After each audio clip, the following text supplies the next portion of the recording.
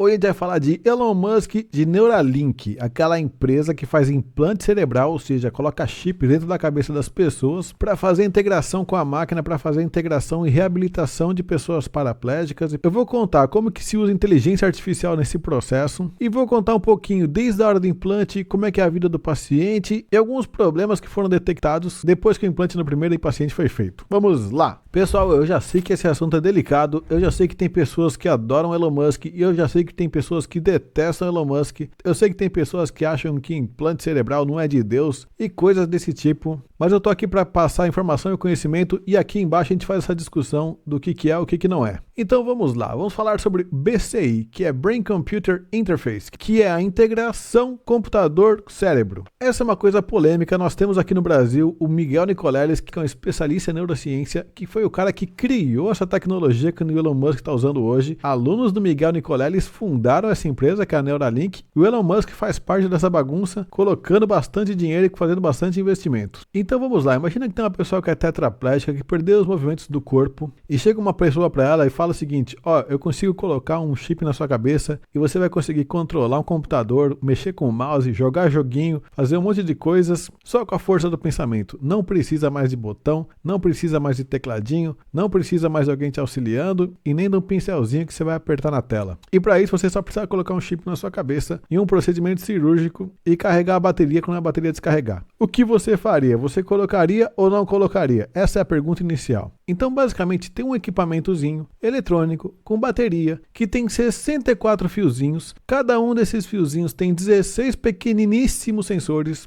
Esses fiozinhos são mais finos que um fio de cabelo e o implante desses fiozinhos é feito dentro do cérebro utilizando um robô. Depois que você faz esse implante, ele vai ser coberto com pele, ou seja, você não vai ver mais ele. A bateria dele vai ser carregada sem fio e toda a informação, todos os dados que acontecem, que ele vai coletar do teu cérebro, vão ser enviados via Wi-Fi ou para um aparelho de celular ou para um computador. Essas informações do cérebro vão ser sinais que vão ser decodificados e que vão poder controlar um mouse, vão poder controlar um computador, vão poder controlar alguma coisa que está conectado a ele. Existe toda uma tecnologia, existe uma robótica que encontra os melhores lugares para você colocar aqueles pequenos fiozinhos e isso é feito de forma automática. O local do crânio onde você faz o corte é onde vai ficar o equipamento com uma bateria toda integrada e vai ficar escondidinho ali dentro. Dependendo da região do cérebro que você coloca, você consegue integrar coisas diferentes. Por exemplo, você pode colocar no córtex motor, que é uma parte do cérebro que faz a coordenação motora. Você pode colocar na córtex visual, que é uma parte do cérebro especializada em visão, que está conectada com os olhos principalmente. E nesse caso, desse primeiro paciente, ele tinha 29 anos e tinha ficado quadriplégico aos 21. E ele aceitou colocar esse implante dentro da cabeça dele. Qual que é o principal objetivo desse primeiro paciente? Eles precisavam verificar,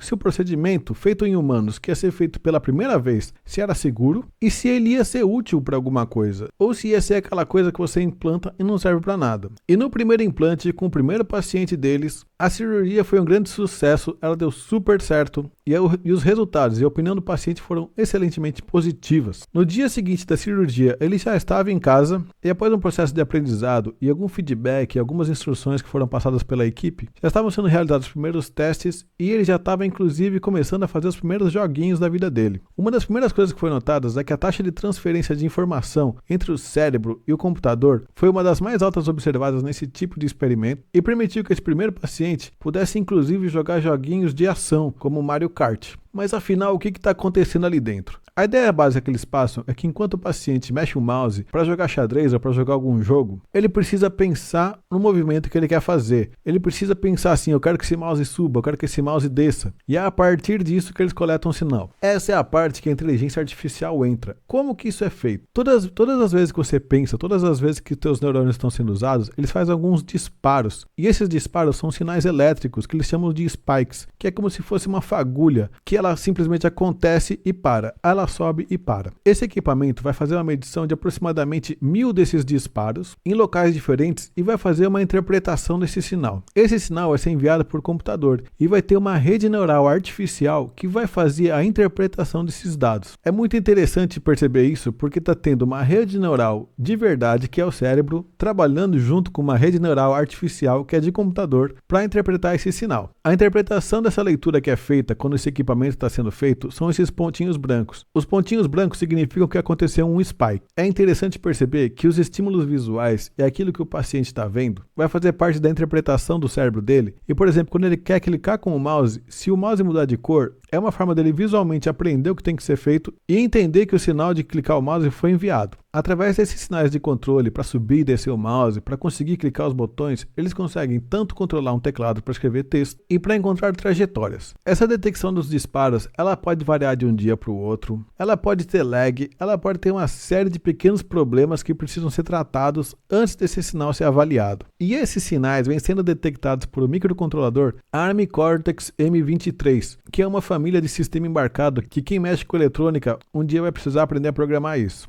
Existe toda uma tecnologia de robótica para detectar o ponto certo para você fazer a inserção. Existe toda uma tecnologia para fazer a melhor agulha, para fazer a melhor perfuração. Existe todo um procedimento para você fazer o corte pelo crânio. E existe também toda uma tecnologia que está sendo preparada para fazer com que pessoas com deficiência visual comecem a ver. De uma maneira que nós seres humanos ainda nem compreendemos o que de fato está acontecendo, mas que nos experimentos com macacos mostraram que o macaco estava enxergando sim o objeto que eles estavam colocando no campo visual daquele macaco. O que não se sabe ainda é o que aquele macaco está vendo, porque o macaco não fala. Mas o que se observou é que o comportamento do macaco foi coerente com o que se esperava do córtex visual. Também foi feito em testes com animais, em que você recebia um estímulo do animal e você também aplicava o movimento em certas partes do corpo, como uma perninha dele, para fazer movimentação. Isso também sugere que pode ser feita reabilitação de pessoas. Então, o que aconteceu com esse paciente? Ele fez um implante, ele começou a utilizar, a rede neural aprendeu, ele aprendeu com a rede neural, a coisa começou a dar certo, ele começou a jogar joguinho com os amigos, começou inclusive a ganhar, coisa que ele mesmo, nas palavras dele, disse que ele nem imaginava que isso ia acontecer. Ele conta que ficou tão surpreso que ele não consegue nem colocar em palavras tudo o que está acontecendo. Ele já estava há 9 anos sem conseguir mexer nada do corpo e tudo ele precisava de ajuda de alguém. E foi a primeira vez que ele teve a sensação de estar retomando o controle da própria vida dele. Uma coisa que foi percebida algum tempo depois é que houve uma queda de performance no que ele estava fazendo e os pesquisadores perceberam que algumas coisas aconteceram e para resolver isso foi feita uma nova calibração. Isso mostra que tem momentos na hora da inserção dos componentes e também durante a movimentação do paciente que pode interferir na comunicação desse sistema, mas nenhum desses problemas interferiu na saúde do paciente e nem na qualidade da comunicação que ele estava fazendo. Realmente parece que a gente está entrando num momento completamente diferente da história. Inteligência artificial que está conversando com a gente, inteligência poliglota, chip sendo integrado no cérebro, uma convergência de tecnologias todas acontecendo ao mesmo tempo. A primeira coisa que eu penso em relação a esse tipo de modificação é o meu lado psicólogo que já começa a falar, olha, uma mudança desse nível de uma pessoa que perdeu os movimentos do corpo e ela recupera esses movimentos de uma maneira eletrônica, capaz de controlar inclusive equipamentos eletrônicos com o pensamento, isso muda completamente a nossa forma de ver o que é um ser humano, isso muda completamente a compreensão da gente e das capacidades que a gente tem. Nessa hora, eu sei que algumas pessoas ficam bastante assustadas e outras ficam bastante eufóricas, umas querendo muito colocar um chip na cabeça e outras desesperadas querendo que esse negócio não aconteça nunca.